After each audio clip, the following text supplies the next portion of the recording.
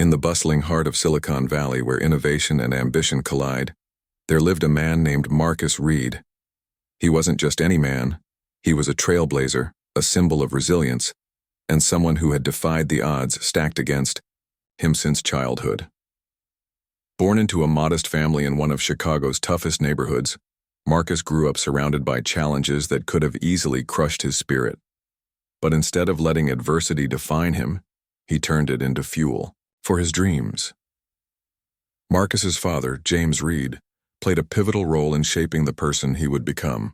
A retired factory worker with calloused hands and an unyielding sense of discipline, James believed in two things above all else: hard work and integrity.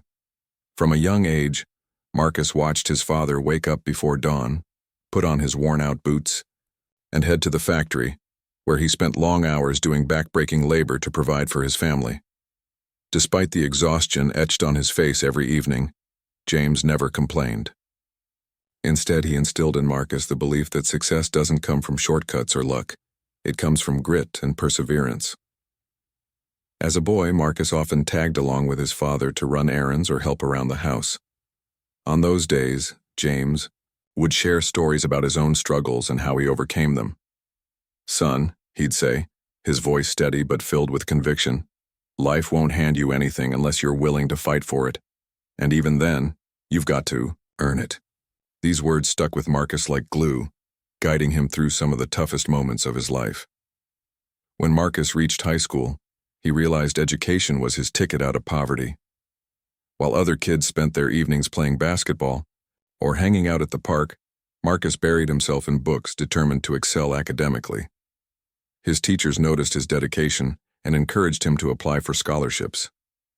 With his father's unwavering support, Marcus earned a full ride to a prestigious university, becoming the first in his family to pursue higher education. College wasn't easy. Between juggling classes, part-time jobs, and sending money home, to help his parents, Marcus barely had time to breathe. There were nights when he questioned whether he was cut out for this demanding path.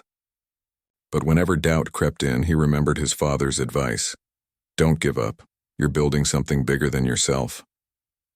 So Marcus kept pushing forward, graduating at the top of his class with a degree in computer science.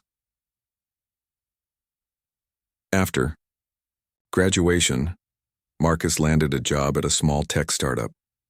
It wasn't glamorous and the pay wasn't great, but it gave him a chance to prove himself. Over the years, he climbed the corporate ladder, earning promotions and gaining recognition for his innovative ideas. Eventually, his talent caught the attention of Innovatech Solutions, a major player in the tech industry. When they offered him the position of CEO, Marcus couldn't believe it.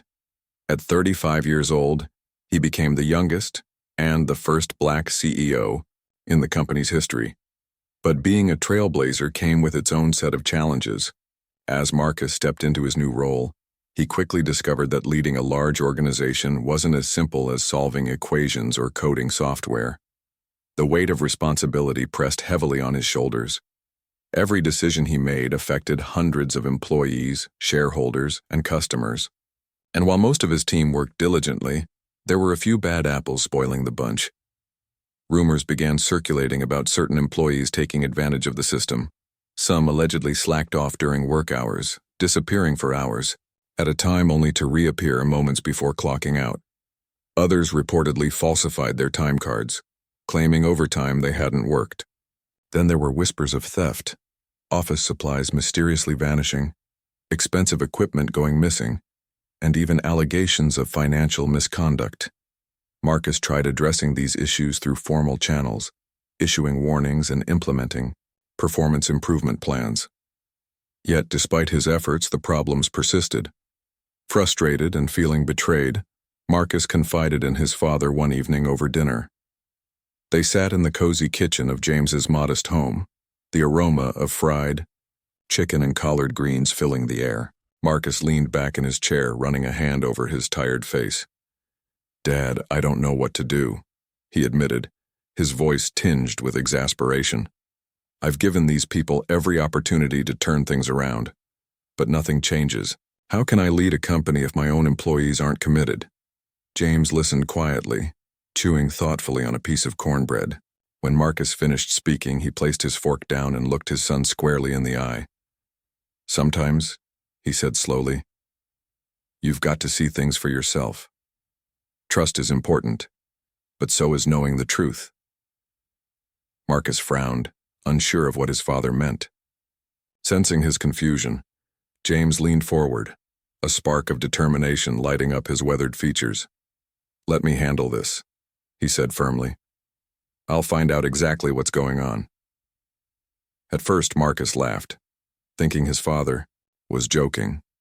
But as James outlined his plan, Marcus realized he was completely serious. What followed was a conversation that would change everything, not just for Marcus, but for the entire company. Little did they know, this bold move would uncover secrets far more shocking than either of them could have imagined. The weight of responsibility pressed heavily on Marcus's shoulders as he sat in his sleek, glass-walled office overlooking the sprawling cityscape of Silicon Valley. The hum of keyboards and distant chatter from the open-plan workspace below filled the air, but Marcus couldn't shake the gnawing feeling that something was deeply wrong. It wasn't just a hunch, it was data, hard facts staring back at him from the quarterly review report spread across his desk. For weeks, Marcus had been hearing murmurs about inefficiencies within the company. At first, they seemed like harmless complaints, the kind you'd expect in any large organization. But as time went on, the whispers grew louder, more frequent, and harder to ignore. Productivity metrics were slipping in several departments. Projects that should have been completed months ago were still stuck in limbo. Expenses were skyrocketing without clear justification. And worst of all, absenteeism rates were climbing alarmingly fast. Marcus called an emergency meeting with his senior leadership team to get to the bottom of things.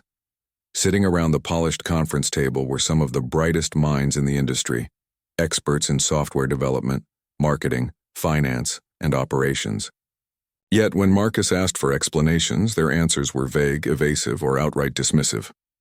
"Well, Marcus," said Sarah, the head of HR, her tone measured but defensive, "we've implemented stricter attendance policies and sent reminders about deadlines. Some people are just resistant to change." She shrugged, as if this was a natural part of managing a workforce. "Resistant to change?" Marcus echoed, his voice tinged with disbelief. "Sarah, this isn't resistance, it's negligence.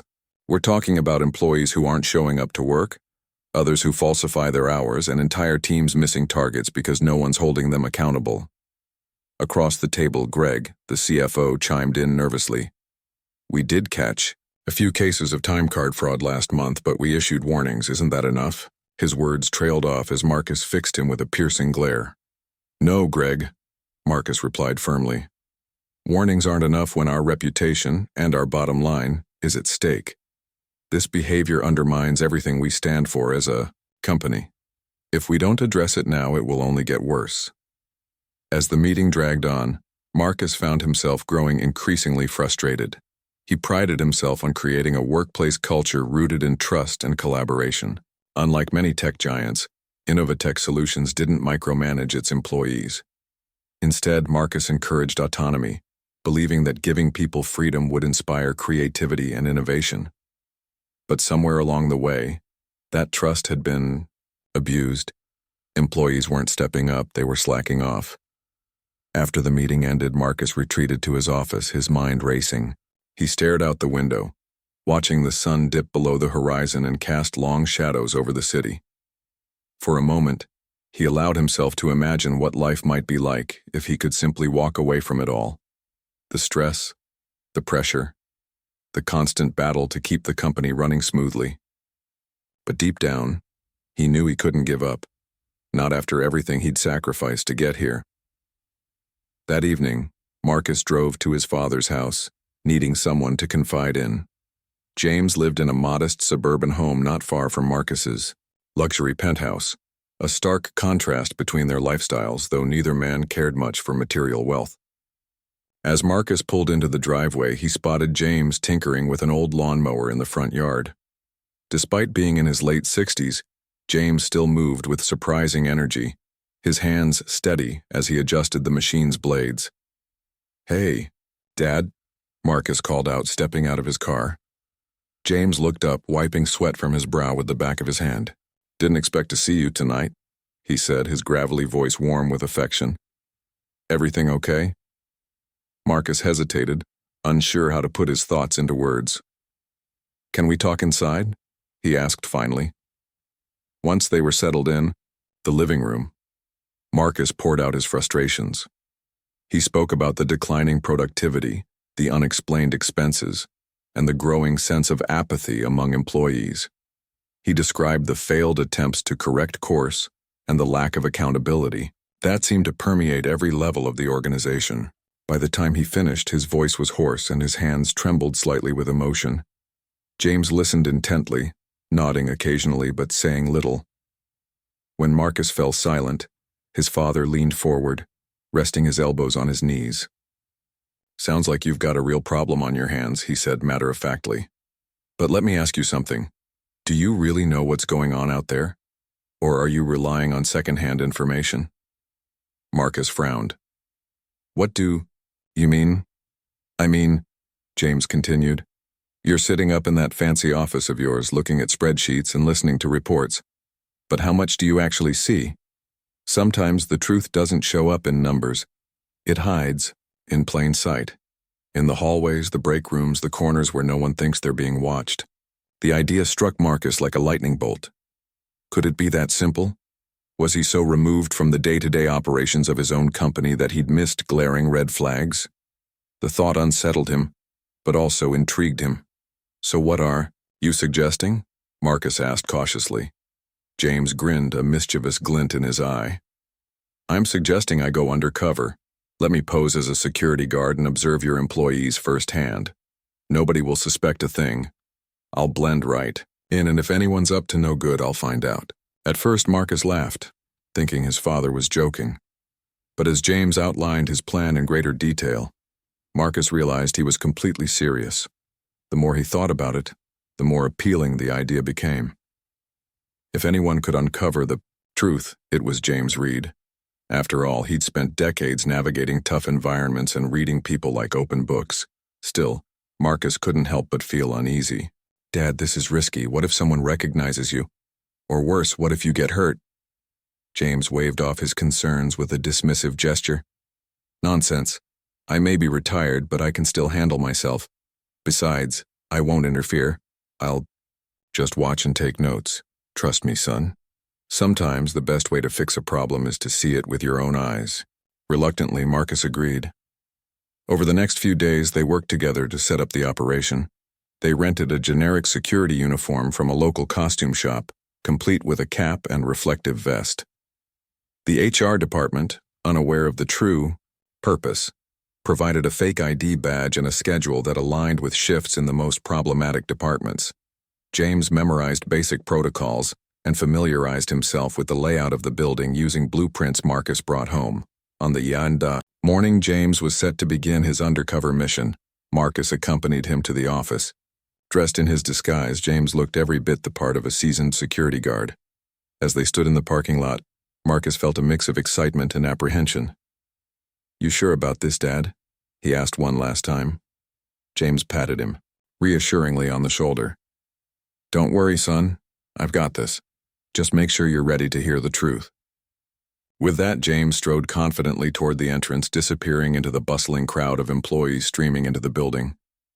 Marcus watched him go, his heart pounding with anticipation. Little did he know, the revelations awaiting him would shake the very foundation of his company and force him to confront uncomfortable truths about leadership, loyalty, and human nature.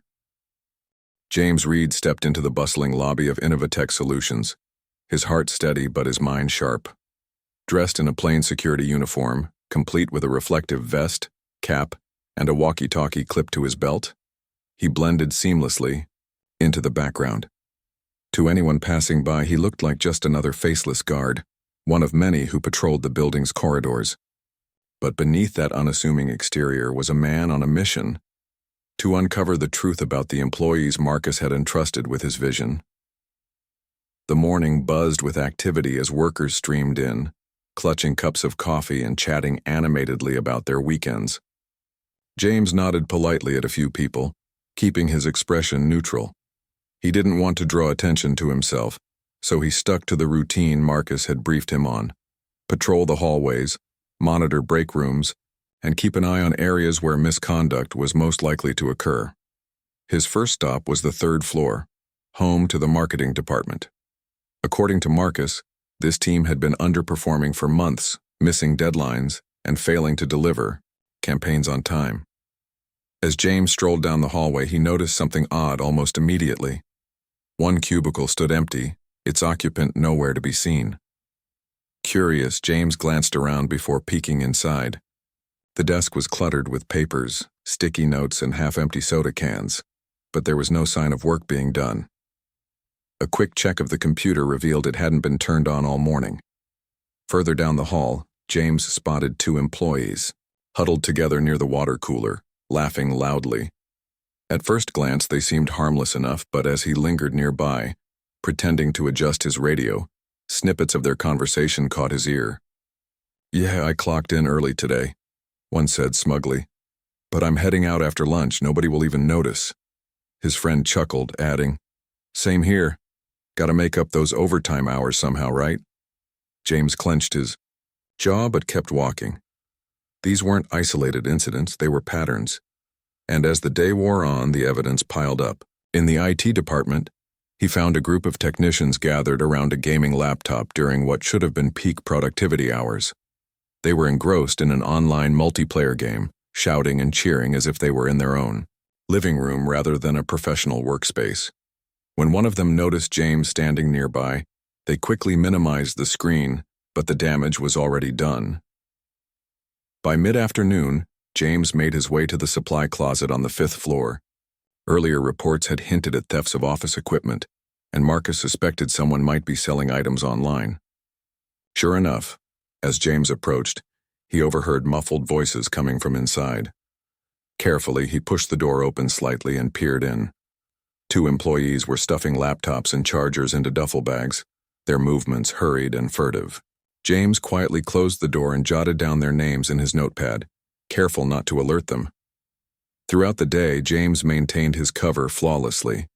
He exchanged polite nods with other security guards, chatted briefly with receptionists, and even helped a lost intern find her meeting room. No one questioned his presence or suspected that the mild-mannered guard patrolling the halls was actually the CEO's father, and a retired factory worker with decades of experience reading people.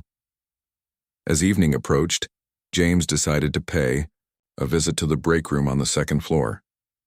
It was a popular spot for employees to unwind, but Marcus had mentioned concerns about excessive downtime here. Pushing open the door, James was greeted by a scene that confirmed his worst fears. Several employees sprawled across couches, dozing off or scrolling through social media on their phones. One man sat slumped in a corner chair, snoring softly, while another played mobile games with headphones on. Empty snack wrappers littered the tables and the faint smell of microwaved popcorn lingered in the air. James pulled out his notebook and began documenting everything: the names of the individuals, present, the state of the room, and specific behaviors he observed. He knew better than to confront anyone directly. His goal was to gather evidence, not create chaos. Still, it was hard not to feel a pang of disappointment. These weren't lazy teenagers working part-time jobs. They were adults employed by one of the most innovative companies in the tech industry. They were supposed to be leaders, thinkers, creators. Instead, they acted as though showing up to work was optional. By the end of the day, James returned to the parking lot, his notebook brimming with observations. Marcus was waiting anxiously in his car, tapping his fingers against the steering wheel. As soon as James slid into the passenger seat, Marcus turned to him, his eyes wide with anticipation. "Well?" he asked. "What did you find?" James sighed deeply, removing his cap and running a hand through his graying hair. "Son," he said gravely, "it's worse than we thought." Over the next hour, James recounted every detail of his findings. He described the empty desks, the gaming sessions, the stolen equipment, and the blatant disregard for company policies. Each revelation hit Marcus like a punch to the gut. He felt anger bubbling inside him. not just at the employees who had betrayed his trust, but also at himself for not seeing the signs sooner. "This isn't just laziness," Marcus muttered, shaking his head. "It's entitlement. They think they can get away with anything because they assume I won't notice." James placed a reassuring hand on his son's shoulder. "You've got two choices now," he said firmly. "You can either let this destroy you, or you can use it to clean house and rebuild stronger than ever. But whatever you decide, don't wait too long. The longer these problems fester, the harder they'll be to fix." Marcus nodded slowly, his resolve hardening. For years he had believed in giving people second chances, trusting that they would rise to the occasion. Now he realized that, sometimes, tough decisions were necessary to protect the integrity of the organization he'd worked so hard to build. With his father's guidance and the undeniable proof James had gathered, Marcus knew exactly what he needed to do next. But as he drove home that night, Marcus couldn't shake the sinking feeling that firing employees wouldn't solve everything. Rebuilding trust and accountability within the company would require more than just punishment. It would take leadership, transparency, and a renewed commitment to fostering a culture of excellence. And deep down, Marcus understood that the hardest part was still ahead. The following day, James returned to Innovatech Solutions, his resolve stronger than ever. Dressed once again in his security guard disguise, he moved through the building with purpose, blending into the background while keeping a sharp eye on everything around him. What he discovered over the next few days would leave even someone as seasoned as James Reed stunned. On the 4th floor, home to the finance department, James noticed something peculiar almost immediately. A senior manager named Carl, someone Marcus had personally promoted just months earlier, was behaving oddly. Every time James passed by Carl's office, the blinds were drawn shut and the door remained closed. Employees whispered nervously when they walked past, exchanging glances but never saying a word aloud. Intrigued, James decided to investigate further. One afternoon, posing as a maintenance worker sent to check the air conditioning vents, James entered Carl's office under the pretense of inspecting the ceiling. As Carl busied himself at his desk, James discreetly scanned the room. Stacks of papers cluttered the workspace, but one document caught his attention, a spreadsheet detailing what appeared to be fake invoices. The numbers didn't add up, and the vendor names seemed suspiciously generic. Someone was embezzling funds, and it looked like Carl was at the center of it. James quickly snapped a photo of the document with his phone before slipping out unnoticed. His hands trembled slightly as he saved the image, knowing how serious this discovery was. Embezzlement wasn't just a breach of company policy. It was a crime that could have legal repercussions.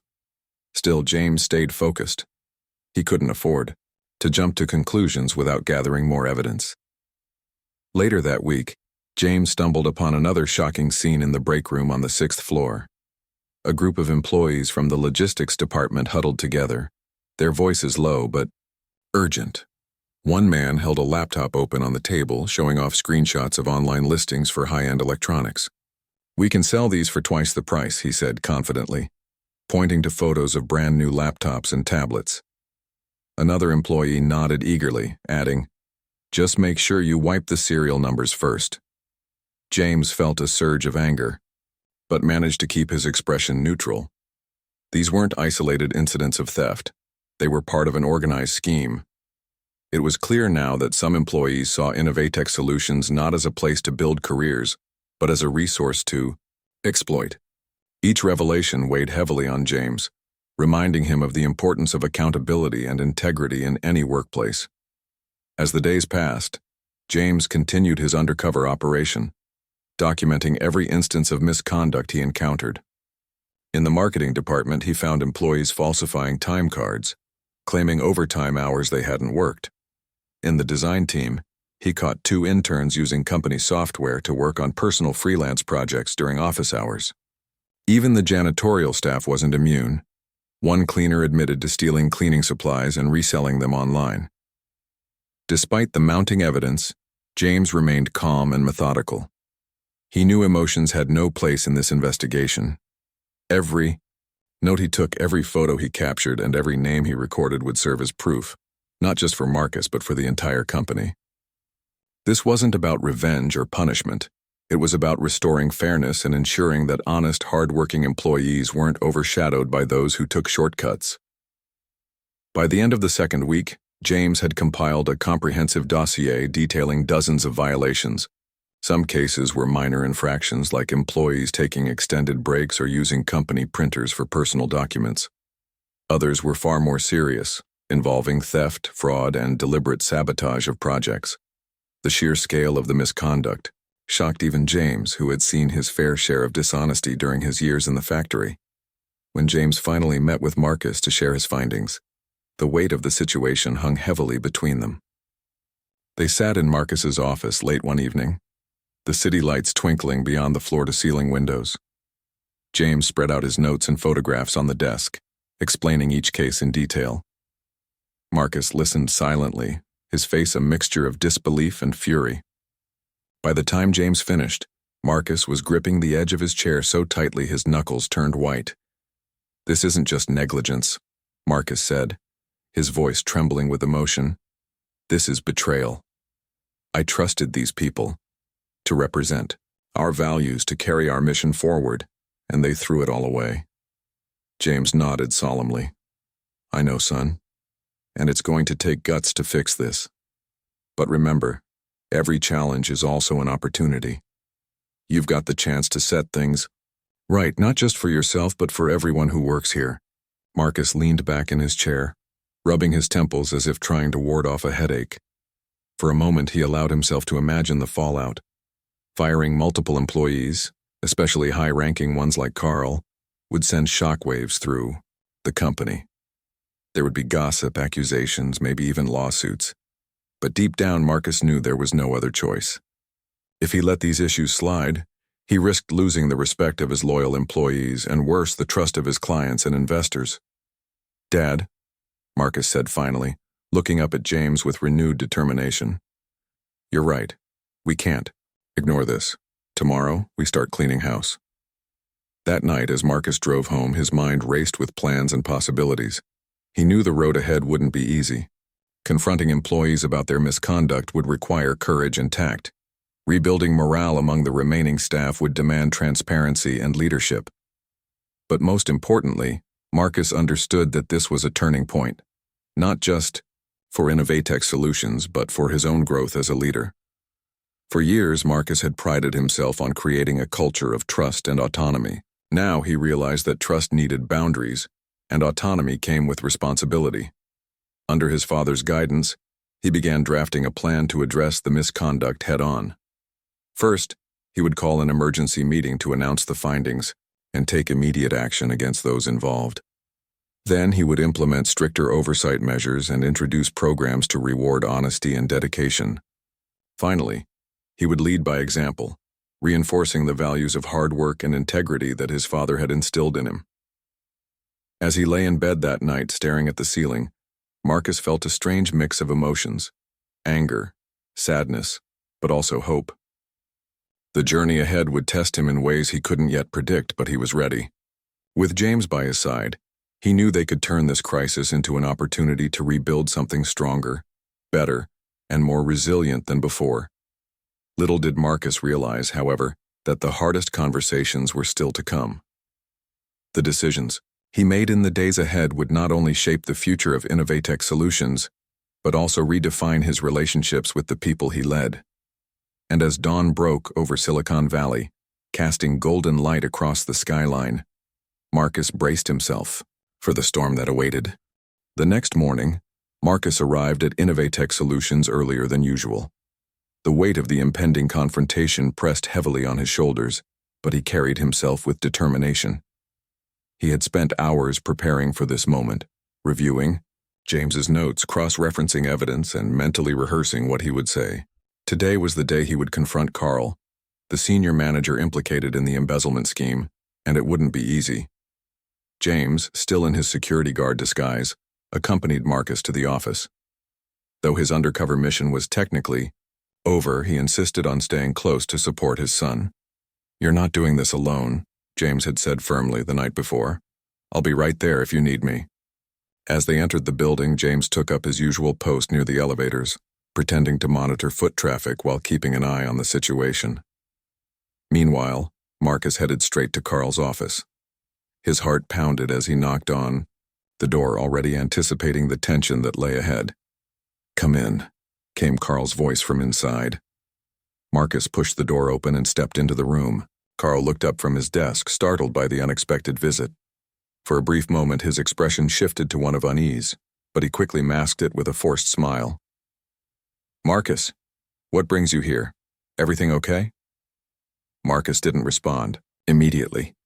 Instead, he closed the door behind him and walked over to the desk, placing a folder on its surface. Inside were copies of the fake invoices James had discovered, along with detailed notes outlining the discrepancies.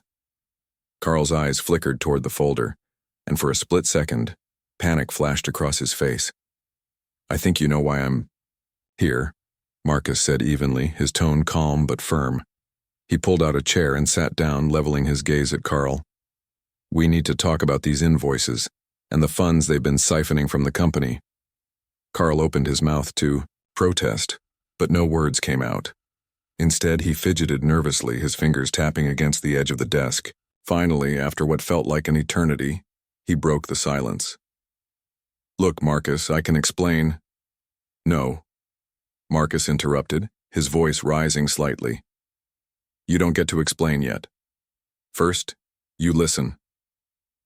He leaned forward, his piercing eyes locking onto Carl's. "I trusted you. I promoted you because I believed in your potential. And this is how you repay me? By stealing from the company? From your colleagues?" Carl stammered, his composure crumbling under Marcus's unwavering stare. It wasn't supposed to go this far. I needed some extra cash and I thought I could fix it later." "You thought wrong," Marcus shot back, his voice cutting through Carl's excuses like a knife. "This isn't about needing money. This is about dishonesty, about greed, about taking advantage of the trust we placed in you." At that moment, James appeared in the doorway, having slipped out of his security guard persona. Carl's eyes widened in shock as he recognized Marcus's father. "Mr. Reed?" he gasped, clearly confused. "What? Is he part of this too?" "Yes," Marcus replied without hesitation. "My father uncovered everything. Every invoice, every transaction, every lie. There's no denying it, Carl. We have all the proof we need." Carl sank into his chair, defeated. For several moments, he stared at the floor, unable to meet either man's gaze. When he finally spoke, his voice was barely above a whisper. "I'm sorry. I never meant for things to spiral out of control like this." "Sorry doesn't cut it," Marcus said, sharply. "Your actions have consequences, not just for you but for everyone who works here. You've damaged the trust we've built, and that's something I can't forgive." With that, Marcus stood up, signaling the end of the conversation. "Effective. Immediately, you're terminated. HR will escort you out of the building and retrieve your access badge. Don't make this harder than it has to be." Carl nodded numbly, his face pale and drawn. As Marcus left the room to summon HR, James lingered behind for a moment. He fixed Carl with a stern look, his voice low but commanding. "You had a good thing going, son. A chance to make something of yourself. But instead, you chose greed over integrity. Remember this moment when you're looking for your next job, because trust is hard to earn but easy to lose." Word spread quickly throughout the office. Employees whispered nervously as HR led Carl away, his head bowed in shame. Speculation ran rampant, with rumors flying about why such a high-ranking manager had been fired so abruptly. Some guessed it was performance-related, others suspected something more sinister. But one thing was certain: fear rippled through the ranks as people wondered whether they might be next. James returned to his post near the elevators, resuming his role as a security guard to observe the fallout. Employees cast wary glances in his direction, unaware that the unassuming man patrolling the halls held damning evidence against many of them. Meanwhile, Marcus retreated to his office to prepare for the larger confrontation looming on the horizon. Later, that afternoon, Marcus called an emergency meeting in the main conference room. The atmosphere was tense as employees filed in, their faces reflecting a mix of curiosity and apprehension. When Marcus stepped up to the podium, the room fell silent. All eyes were on him, waiting to hear what he had to say. "Good afternoon, everyone," Marcus began, his voice steady despite the storm brewing inside him. "I've called this meeting because recent events have brought serious issues to light. Issues that cannot be ignored any longer." He paused, letting his words sink in before continuing. "Over the past few weeks, my father conducted an investigation into misconduct within our company. What he discovered was deeply troubling. Theft, falsified time cards, misuse of resources, and even financial fraud. These actions are unacceptable and undermine everything we stand for as an organization." A murmur rippled through the crowd, followed by stunned silence. Marcus scanned the room, making eye contact with as many people as possible. "Today, I am taking decisive action. 8 individuals, including senior leadership, have been terminated effective immediately. Their behavior betrayed the trust we placed in them, and I will not tolerate such conduct in this company." Gasps erupted from various corners of the room. Some employees exchanged horrified looks while others shifted uncomfortably in their seats. Marcus raised a hand to quiet the murmurs before delivering the final blow. "For those of you who have worked honestly and diligently, thank you. Your efforts do not go unnoticed. However, moving forward, accountability will be non-negotiable. Anyone found violating company policies will face immediate consequences." As Marcus concluded his speech, the room remained eerily quiet. Employees filtered out slowly, their expressions ranging from relief to guilt to outright fear. Outside the conference room, James watched the scene unfold with a mixture of satisfaction and concern. While justice had been served, he knew the real challenge lay ahead, rebuilding morale and restoring faith in the company's leadership. That evening, Marcus and James met in the parking lot, both exhausted but resolute. "How did it go?" James asked, studying his son's face. "As well as can be expected," Marcus replied with a weary sigh. "People are scared, angry, confused, but at least they know where I stand. Now comes the hard part, proving that we're stronger together than divided." James nodded approvingly. "You handled yourself well today, son. Remember, change starts at the top. Show them what true leadership looks like and they'll follow." With those words echoing in his mind, Marcus climbed into his car and drove home, ready to face whatever challenges awaited him. The battle wasn't over, but for the first time in weeks, he felt a glimmer of hope. Together, he and James had taken the first step toward transforming Innovatech Solutions, not just into a profitable business but into a place where integrity truly mattered.